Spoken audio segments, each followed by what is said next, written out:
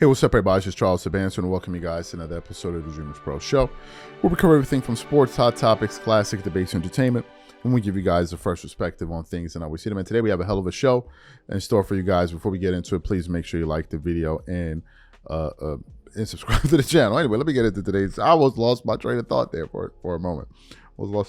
So, folks, depending on the order in which you're seeing this shows, all hell is breaking loose. The NBA is now trying to propose some new all-star game format that players are coming out and criticizing. Players like Anthony Davis, Devin Booker, Kevin Durant are all saying that they're not fans of it. And somewhere right now, whatever hair that's left on David Stern's head when he doesn't shave or doesn't get a haircut, he's pulled that one out too. He is out there freaking out like, yo, what is going on? And players just keep, you see, at first, it was the fans complaining, right? But nobody really cares about the fans. But now you're starting to have media personalities and players coming out and saying that, yo, look, we got a problem here. We got a serious problem. And one of these players is a very popular player by the name of Charles Barkley. Just yesterday, I was going through the internet and I came across an article that said, from Fadeaway said, Charles Barkley reveals how he'd fix. In a chat on the Dan Patrick show, Suns legend Charles Barkley went off on the modern state of NBA basketball. He explained how the product has dipped on the court and how the new style of play has been to the detriment of the fan experience. I think we have to do something, said Barkley. I watched the Warriors play the Mavericks, and it was one of the worst games I've seen. I think it was 130 to 140, 130. They went up and down the court and shot threes. And I was like, man, this is awful to watch if you're just going to have a three-point shooting contest every night. I think we have to figure out something because the most important part of this game is the fans. If they're not watching, you can't keep your head in the sand. You got to say, what are we doing? It's frustrating for me because all of these games are now a three-point shooting contest and a free throw contest, and I don't like it. They get mad, but I don't want to see a three-point shooting contest every night. That ain't fun. So that's what Charles Barkley had to say. But I want to take it a step further because some people may feel, oh, you know, the problem is too big. The problem is this and this and this. What's actually happening? But I believe the number one culprit for the current state of affairs with the NBA is Adam Silver himself, because Adam Silver seems to believe that there's nothing wrong with the product. As a matter of fact, he endorses it. And during a sit-down interview that he had with Kevin Garnett tried to plead with him to bring more balance to the game, that there has to be defense. It can't be so offensive-minded. And Adam Silver then proceeded to completely shun Kevin Durant's recommendations and say, no, the fans love it. So what we want to do is want to play what Kevin Garnett had to say to Adam Silver, and I want you guys to listen to what he had to say in response. But before we even get into that, today's video is brought to you by sponsor, Prize Picks. Prize Picks is America's #1 daily fantasy sports with over 10 million members. Prize Picks makes it easy to get real money action on the sports and players you love.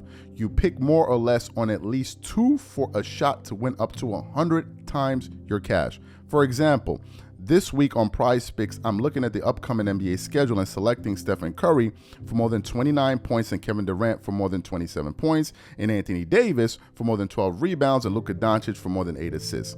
If you're like me and you like to play it safe, you'll love Prize Picks' new feature, Flex Plays. It's the safest way to play. You can still cash out even if your lineup isn't perfect. Plus, you can double your money even if one of your picks doesn't hit. On top of this, Prize Picks puts their members first, so all withdrawals are fast, safe, and secure. When my picks hit, I can get my money as quick as in 15 minutes. So download the Prize Picks app today and use code CLNS to get $50 instantly when you play $5. That's code CLNS on Prize Picks to get $50 instantly when you play $5. You don't even need to win to receive the $50 bonus. It's guaranteed. And remember, whenever you support this sponsor, you're supporting this channel.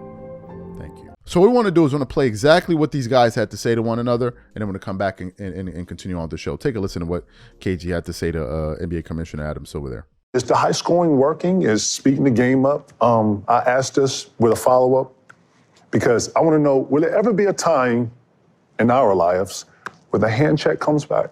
Is that going? Is this kind of the wave in which we're going now? I'll answer it coming from the fan in me, which is, and maybe data comes into play here because I can look at television ratings and other measures of interest. There was a point, I believe, probably in around the late 90s when the game became too physical. And I think we lost some of For our viewers, you mean? Yeah, and I think for our fans, from the aesthetic enjoyment of the game, where it de-emphasized the particular skill a player had and maybe weighted too heavily physicality, where a big, strong player could come in and prevent a incredibly skilled player from doing those kinds of things. I think of, not that he's a small guy, but a smaller player like Steph Curry can do on the floor. I think that when you think of some of his ability to shoot, his ability to move through the paint, that if guys could just bang him and knock him to the ground, as that was once the case in the league, I don't think that would be a better brand of basketball. I also think we have to find the right balance, because I know when I sit in the stands or talk to friends sometime, they want to bring back, and we've tried to bring back a little bit more of the physicality. Like, I think people like to see hard defense. I mean, it goes a little bit before to what you and I are talking about, like touch and feel. Like, I don't think either people like that idea that guys can go through unscathed and like you're protecting your star players. And in fact, we made some changes this season where sort of, I don't know, the unnatural basketball moves, you know what I'm referring to, and where those were being, players were gaming the system in a way. And brilliant players playing by the rules had found ways where those were becoming defensive fouls. So we reset this year, which is something you got to do in the offseason. You don't want to change mid-course, but we made it clear, those players, that that's no longer going to be a foul. And of course, because they're the greatest players, they adjust and they find other ways to score. So you heard what Kevin Garnett had to say to Adam Silver. Adam Silver doesn't really seem to think there's a problem. I honestly believe that the NBA feels like there's no issue because they're watching Instagram Reels and TikTok Reels. I think they're using that as a measurement of success. I don't think they're speaking to any real NBA fans. If the NBA sat down and said, you know what, we want to hold a forum and we're going to invite 1,000 NBA fans. 1,000 NBA fans. And what we're going to do is we're going to sit them down and poll them and listen to what they have to say. Take a weekend out and just really hear out what NBA fans have to say. We're going to do it. We're going to do virtually no talking, and we're going to give fans the center stage and a microphone to voice their grievances at the with the NBA product. I believe that at the end of that forum or that event, the NBA will walk away feeling like, bro, we're totally off mark. Or like we thought it was this and it's something totally different. Because I think that these guys, like, you listen to Adam Silver, it's like he's living in the clouds. He's like, I don't know what you're talking about. The fans seem to love it. It's like, no, they don't. This is the whole point. They don't. When you even have the Boston Celtics coach, Joe Mazzulla, coming out and saying, I don't watch NBA games. What does that say? What does that say? What does that? It's like walking into a restaurant and you ask the waiter, hey man, what do you recommend on the menu? What's good? And he's like, nothing is good, but you can have this. It's like, huh? What?